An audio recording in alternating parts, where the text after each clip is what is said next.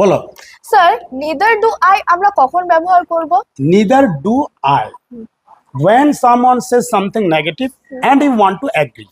কেউ যখন কোনো নেগেটিভ বাক্য বলে আর তুমি সেটাতে রাজি, অর্থাৎ সে যেটা করে না তুমি বলতে চাও আমিও ওটা করি না, সেক্ষেত্রে আমরা ব্যবহার করি neither do I। বোঝা গেল? যেমন তোমাকে কেউ বললো যে I don't go to school every day, আমি প্রত্যেকদিন স্কুলে যাই না। এবার তুমি কি বললে? আমিও প্রত্যেকদিন স্কুলে যাই না। তো পুরো বাক্যটি বলার চেয়ে থেকে আমরা কি বলতে পারি? neither do I, মানে আমিও যাই না। এবার প্রশ্ন হলো সবসময় কি ডু ব্যবহার করব? না। ডোন্ট থাকলে ডু, ডিডন্ট থাকলে ডিড, এম ইজ আর যদি থাকে তাহলে আমিও কি ব্যবহার করবো? এম ব্যবহার করবো, কারণ আই এর সঙ্গে কি বসে? এম বসে। বোঝা গেল এবার? তার মানে কি উত্তর দেওয়ার ক্ষেত্রে যে স্ট্রাকচারটা আমরা ব্যবহার করব সেটা হচ্ছে নিদার, তারপরে হচ্ছে অক্সিলারি ভার্ব, মনে থাকবে, তারপর হচ্ছে আই। ঠিক আছে, আরেকবার বলি, আমি প্রতিদিন স্কুলে যাই না, I don't go to school every day. আমরা কি ব্যবহার করেছি? ডোন্ট। স্বাভাবিক কারণে ওখান থেকে আমাদের কি নিতে হবে? ডু। নিদার ডু আই মানে আমিও প্রত্যেকদিন স্কুলে যাই না। এবার সে বলল, কেউ বলল I didn't go to school yesterday, আমি গতকাল স্কুলে যাইনি। তাহলে সে কি ব্যবহার করছে? ডিডন্ট। তাহলে ওখান থেকে আমার নিতে হবে ডিড। তাহলে আমিও গতকাল স্কুলে যাইনি, নিদার ডিড আই, আমিও গতকাল স্কুলে যাইনি। কিছু বোঝা গেল? এবার কেউ বলল আই এম নট হাংরি, আমি কি নই? ক্ষুধার্ত নই।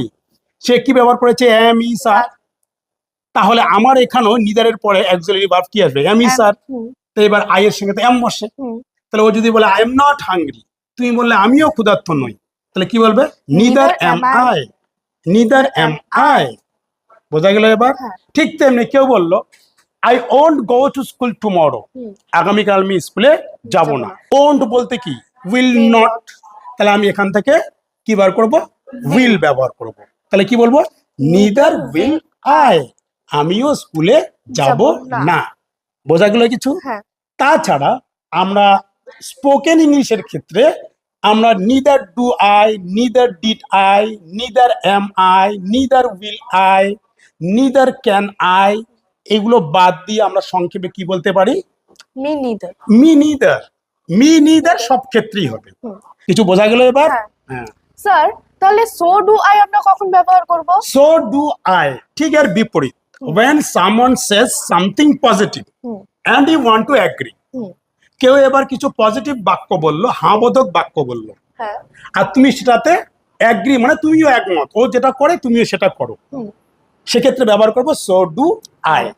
এক্ষেত্রেও সো ডু আই এর একটা স্ট্রাকচার আছে, সেই স্ট্রাকচারটা হলো সো, তারপরে অক্সিলারি ভার্ব, ঠিক আছে, তারপরে হচ্ছে কি আই। বোঝা গেল এবার? যেমন I go to school every day, আমি প্রত্যেক দিন কি যাই? স্কুলে যাই। I go to school every day, তো গোটা ভার্বের কি ফর্ম? Present form.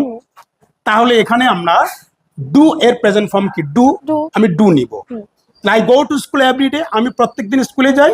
এবার তুমি বলছো আমিও প্রত্যেকদিন স্কুলে যাই, তাহলে কি বলবে? সো ডু আই, আমিও প্রত্যেকদিন স্কুলে যাই, সো ডু আই। বোঝা গেল? এবার I go to school every day না বলে সে বললো I went to school yesterday, গতকাল আমি স্কুলে গিয়েছিলাম। ঠিক আছে, এবার তুমি বলতে চাচ্ছ আমিও গতকাল স্কুলে গিয়েছিলাম। ঠিক আছে, তাহলে ও কি করেছে? গো এর সেকেন্ড ফর্ম কি ব্যবহার করেছে? ওয়েন্ট। তাহলে তুমি ডু এর সেকেন্ড ফর্ম কি ব্যবহার করবে? ডিড। ঠিক আছে, তাহলে কি বলবে? সো ডিড আই, আমিও গতকাল স্কুলে গিয়েছিলাম। বোঝা গেল? এবার কেউ বললো আই ক্যান সুইম, আমি সাঁতার কাটতে পারি। এবার তুমি বলতে চাও আমিও সাঁতার কাটতে পারি, তাহলে ও ক্যান ব্যবহার করেছে, এই ক্যানটাকে আমরা এখানে অক্সিলারি ভার্ব হিসেবে ব্যবহার করবো যখন উত্তর দেব। সো ক্যান আই, আমিও সাঁতার কাটতে পারি। তাছাড়া আমরা ওই যে so do I, so can I, so will I, so am I, ঠিক আছে, এটা বাদ দিয়ে আমরা কিন্তু স্পোকেন ইংলিশের ক্ষেত্রে বলতে পারি মি টু। কি বলতে পারি? Me two. মি টু কিন্তু সব ক্ষেত্রেই বলা যাবে না, বুঝনি বলো? বোঝা গেল এবার? If you like the video, please like, comment and share.